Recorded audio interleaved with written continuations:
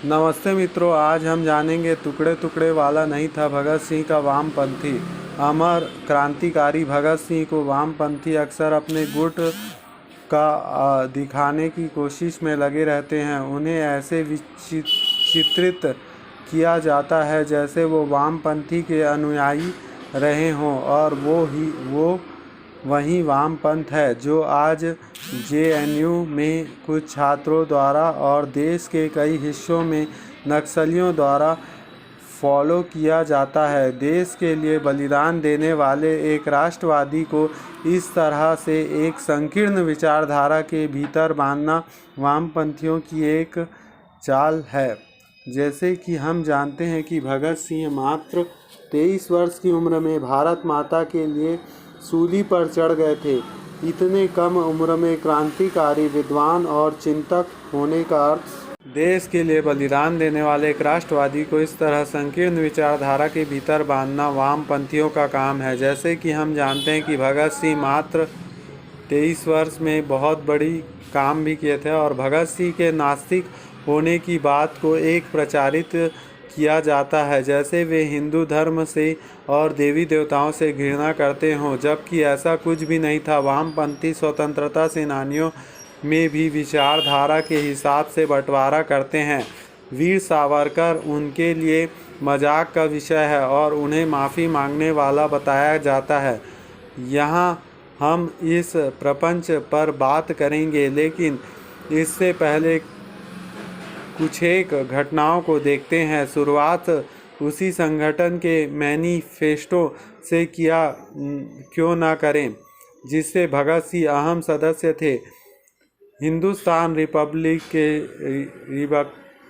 Republican association के manifesto में लिखा हुआ था कि वे भारत के समृद्ध इतिहास के महाविषयों के नक्शे कदम पर चलेंगे।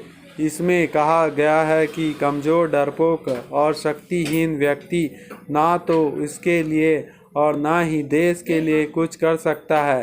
क्या वामपंथी संगठन को भी गाली देंगे? इसके तहत भगत सिंह काम करते रहते थे। वीर सावरकर में काफ़ी प्रभावित थे भगत सिंह।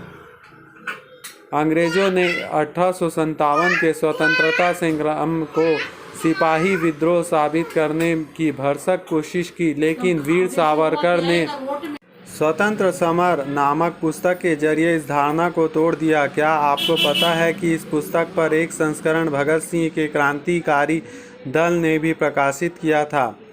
उनके सहयोगी राजा राम शास्त्री ने कहा था कि वीर सावरकर की इस पुस्तक ने भगत सिंह को काफ़ी प्रभावित किया था। उन्होंने राजा राम शास्त्री को भी ये पुस्तक पढ़ने के लिए दी और फिर प्रकाशन के लिए योजना बनाई। उन्होंने ही प्रेस का शब्द प्रबंध किया और रात को प्रूफ रीडिंग के लिए शास्त्री के पास वो पन्ने भेजते और सुबह ले जाते। सुखदेव ने भी इस काम में बखूबी साथ दिया था। राजर्षि टंडन ने इसकी पहली प्रति खरीदी।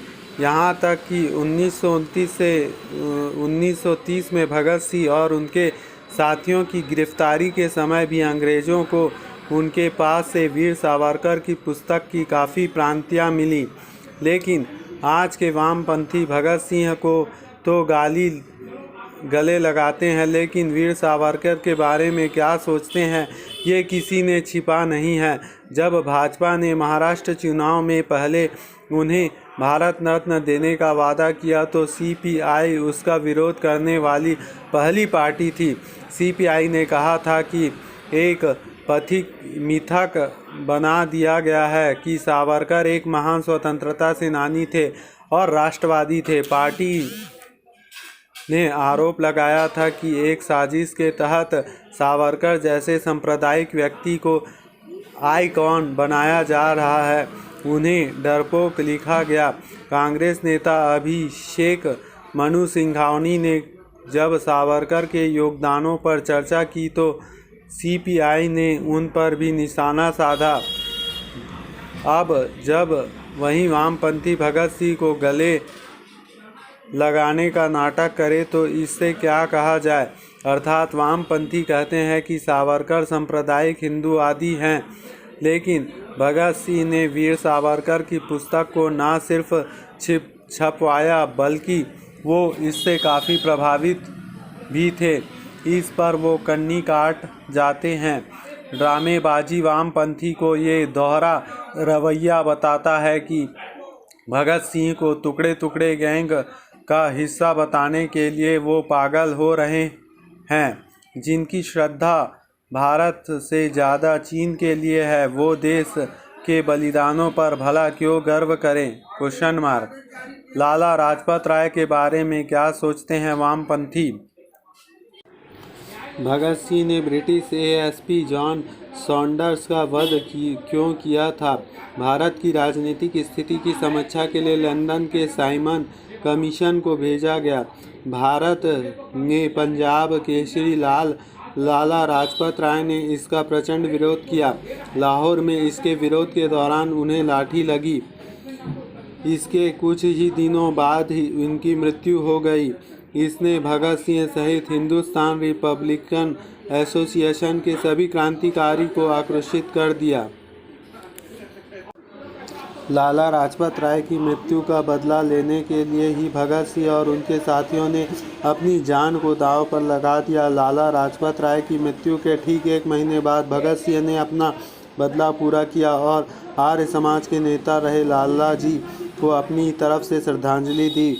दिवंगत पत्रकार कुलदीप नैयर ने अपनी पुस्तक शहीद भगत सिंह क्रांति में एक प्रयोग में लिखा है कि भगत सिंह लाला लाजपत राय के समर्पण और देश सेवा के सामने अपना सिर झुकाते थे।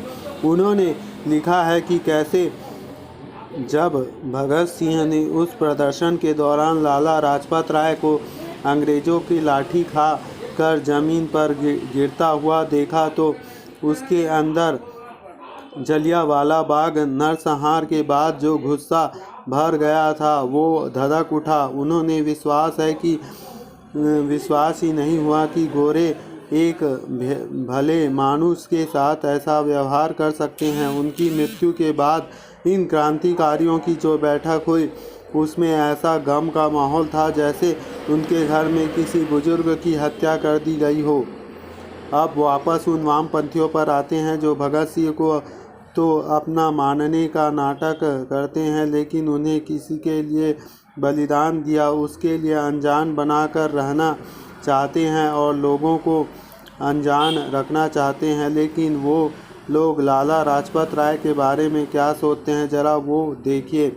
इतिहास विपिन चंद्रा ने अपनी पुस्तक इंडिया स्ट्रगल फॉर इंडिपेंडेंस 1857-1947 में उन्हें लिबरल और मॉडरेट कम्युनिस्ट साबित करने का प्रयास किया था। लाला लाजपत राय एक राष्ट्रवादी थे और हिंदुत्व को लेकर उनकी श्रद्धा अगाध थी। वो आर्य समाजी थे। भारत के हिंदुत्व भावना को पुनर्जीवित कर लोगों में अपने प्राचीन इतिहास के लिए प्रति गौरव लगाने वालों के लिए तिलक और लाला लाजपत राय का नाम आता है। उन्होंने भगवान श्री कृष्ण और छत्रपति शिवाजी का चरित्र लिखा। लाला लाजपत राय वेदों को हिंदू धर्म की रीढ़ मानते थे। वो कहते थे कि विश्व के सभी धर्मों में हिंदू धर्म सबसे ज़्यादा सहिष्णु है, जबकि आज के वामपंथी असहिष्णुता की ढपली बजाते हैं। भगत सिंह के गुरु लाला लाजपत राय जिस हिंदू धर्म को विश्व को सबसे ज़्यादा सहिष्णु बताते हैं, वामपंथी उसे गाली देते हैं।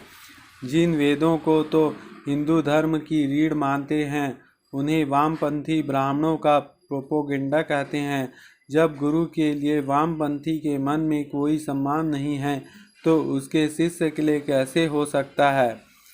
क्यों ना इसे ड्रामा माना जाए? जनेऊधारी आज़ाद और भगत सिंह महान क्रांतिकारी चंद्रशेखर आज़ाद की तस्वीरों में आपने उन्हें नंगे बदन मूँछों पर ताव देते हुए और जने हुआ धोती पहने हुए देखा होगा। वो ब्राह्मण थे। वो वाराणसी में संस्कृत के छात्र थे और उन्होंने इस भाषा में ज्ञान के कारण हिंदू ग्रंथों का भी अध्ययन किया था। भगत सिंह का उनके साथ अच्छा संबंध था। देश के लिए दोनों के साथ मिलकर काम किया था, लेकिन कभी भगत सिंह को इससे दिक्कत नहीं हुई। वही आज के वामपंथी जनेऊ के बारे में क्या सोचते हैं? आज यही वामपंथी यज्ञोपवीत के अत्याचार का प्रतीक मानते हैं। वो कहते हैं कि ये ब्राह्मण के खुद का श्रेष्ठ दिखाने का निशानी है। क्या भगत सिंह ने कभी चंद्रशेखर आज़ाद से ऐसा कहा होगा? बिल्कुल नहीं। फिर किस मुँह से ये वामपंथी खुद की विचारधारा के भीतर भगत सिंह को बांधने की कोशिश करते हैं?